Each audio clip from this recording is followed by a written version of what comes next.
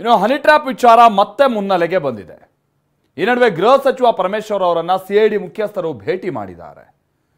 ಮತ್ತೊಂದು ಕಡೆ ಫೋನ್ ಕದ್ದಾಲಿಕೆ ಆಗಿರೋದಾಗಿ ಬಿಜೆಪಿ ಶಾಸಕರೊಬ್ಬರು ಬಾಂಬ್ ಸಿಡಿಸಿದ್ದಾರೆ. ಹನಿ, ಫೋನ್ ಟ್ರ್ಯಾಪ್, ಕದ್ದಾಲಿಕೆಯ ಕಂಪ್ಲೀಟ್ ಮಾಹಿತಿ ಇಲ್ಲಿದೆ ನೋಡಿ.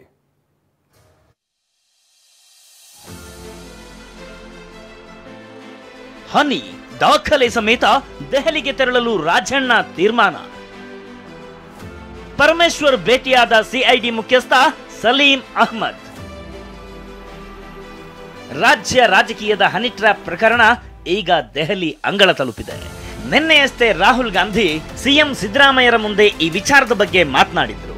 ಮೊನ್ನೆಯಷ್ಟೇ ದೆಹಲಿಗೆ ತೆರಳಿದ್ದ ರಾಜಣ್ಣಗೆ ವರಿಷ್ಠರ ಭೇಟಿ ಮಾಡಲು ಸಾಧ್ಯವಾಗಿರಲಿಲ್ಲ. ಹೀಗಾಗಿ ಎಲ್ಲಾ ದಾಖಲೆ ಸಮೇತ ಮತ್ತೊಮ್ಮೆ ದೆಹಲಿಗೆ ತೆರಳಲು ರಾಜಣ್ಣ ತೀರ್ಮಾನಿಸಿದ್ದಾರೆ. ಈ ಮಧ್ಯೆ ಬೆಂಗಳೂರಿನಲ್ಲಿ ಸಿಐಡಿ ಅಧಿಕಾರಿಗಳು ಗೃಹ ಸಚಿವ ಪರಮೇಶ್ವರನ್ನ ಭೇಟಿಯಾಗಿ ಮಾತುಕತೆ ನಡೆಸಿದ್ದು ಕುತೂಹಲ ಮೂಡಿಸಿದೆ. ಹನಿ ಟ್ರ್ಯಾಪ್ ಪ್ರಕರಣ ಸೇರಿದಂತೆ ಬೇರೆ ಬೇರೆ ವಿಷಯಗಳ ಬಗ್ಗೆ ಸಿಐಡಿ ಮುಖ್ಯಸ್ಥ ಸಲೀಂ ಮಾತುಕತೆ ನಡೆಸಿದ್ದಾರೆ ಎನ್ನಲಾಗಿದೆ. ಈ ಬಗ್ಗೆ ಮೈಸೂರಿನಲ್ಲಿ ಮಾತನಾಡಿರುವ ರಾಜಣ್ಣ ಪುತ್ರ ಎಂಎಲ್ಸಿ ರಾಜೇಂದ್ರ, ದೆಹಲಿಯಿಂದ ಬಂದ ಬಳಿಕ ರಾಜಣ್ಣ ಸಿಐಡಿ ಅಧಿಕಾರಿಗಳನ್ನ ಭೇಟಿಯಾಗ್ತಾರೆ ಅಂದಿದ್ದಾರೆ. ಈಗ ನಾನು ಅದ್ರ ಬಗ್ಗೆ ಕಂಪ್ಲೇಂಟ್ ನಾನು ಕೊಟ್ಟಿದ್ದೀನಿ. ಈಗಾಗಲೇ ಅದು ತನಿಖೆ ಆಗ್ತಿದೆ. ಮತ್ತೆ ತಂದೆಯವರು ಅದು ಸಿಐಡಿಗೆ ಈಗಾಗಲೇ ತನಿಖೆ ಆಗ್ತಾ ಇದೆ. ಅವರು ಡೆಲ್ಲಿಗೆ ಹೋಗಿದ್ದಾರೆ. ಡೆಲ್ಲಿಯಿಂದ ಇವತ್ತು ಬರ್ತಾರೆ. ಮೊನ್ನೆ ಸಿಐಡಿ ಅಧಿಕಾರಿಗಳನ್ನ ಮೀಟ್ ಮಾಡಕ್ ಹೋಗಿದ್ರು. ಹಾಯ್ ಅಂದ್ರೆ ಬಾಯ್ ಅಂತ ಓಡ್ಬೇಕು. ಹನಿ ಟ್ರ್ಯಾಪ್ ವಿಚಾರವಾಗಿ ಸಚಿವ ಸತೀಶ್ ಜಾರಕಿಹೊಳಿ ಪ್ರತಿಕ್ರಿಯಿಸಿದ್ದಾರೆ. ಯಾರಾದ್ರೂ ಹಾಯ್ ಅಂದ್ರೆ ಬಾಯ್ ಅಂತ ಹೇಳಿ ಓಡ್ಬೇಕು ಅಂದಿದ್ದಾರೆ.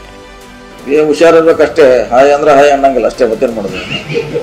ಏನ್ ಮಾಡೋರ್ನ ಹಾಯ್ ಅಂದ್ರೆ ಆ ಕಡೆ ಓಡಿ ಹೋಗೋದು ಅಷ್ಟೇ. ಬೇರೆ ದಾರಿಲಿ ಏನ್ ಮಾಡಿದ್ರೆ ಹಾಯ್ ಅಂದ್ರೆ ಆ ಕಡೆ ಓಡ್ಲಿಕ್ಕೆ ಶುರು ಮಾಡಿದ್ರೆ ಹಾಯ್ ಅಂದ್ ಬಾಯ್ ಎಂದು ಓಡಿ ಹೋಗೋದು ಅಷ್ಟೇ ಬೆಟ್ರು. ಅದು ಬಿಟ್ಟರೆ ಬೇರೆ ದಾರಿ ಇಲ್ಲ. ಸದ್ಯ ರಾಜ್ಯ ರಾಜಕಾರಣದಲ್ಲಿ ಹನಿ, ಫೋನ್ ಟ್ರ್ಯಾಪ್ ವಿಚಾರ ಮುನ್ನೆಲೆಗೆ ಬಂದಿದೆ.